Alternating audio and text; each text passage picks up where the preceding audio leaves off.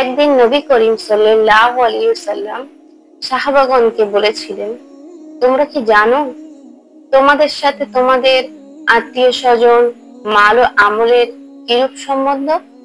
সাহাবাগণ নবী সাল্লাল্লাহু আলাইহি ওয়াসাল্লামকে অনুরোধ করলো সে ব্যাপারে বুঝিয়ে দেওয়ার জন্য। তিনি বললেন, তা এইরূপ যেমন একটি লোকের 3টি ভাই আছে।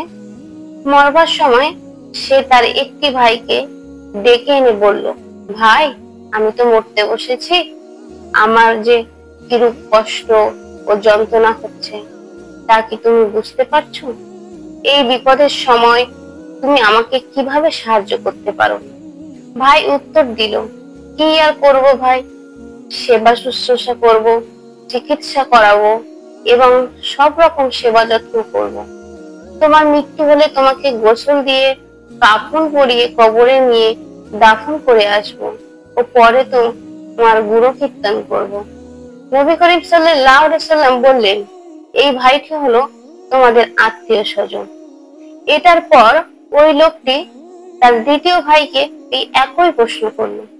সে বলল, যতদিন তুমি জীবিত আছো শুধু তোমার সাথে আমার সম্বন্ধ, তুমি মরে গেলে আমি অন্যত্র চলে যাব।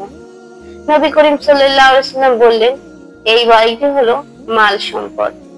তৃতীয় ভাইকে ডেকে এনে ওই কথা জিজ্ঞাসা করলো। সে বলল, আমি তোমার কবরের সাথী, নির্জন প্রান্তরে আমি তোমাকে সান্ত্বনা দিব এবং তোমার অন্তরকে প্রফুল্ল করে রাখবো। তখন নবী করিম সাল্লাল্লাহু আলাইহি সাল্লাম সাহাবাগণকে জিজ্ঞাসা করলেন, বলো তো কোন ভাইটি তোমাদের দরকারি? সাহাবাগণ বললেন, হুজুর, এই শেষ ভাইটি আমাদের কাজে লাগবে, অন্য দুটি ভাই তো আমাদের কোনো উপকারেই আসলো না।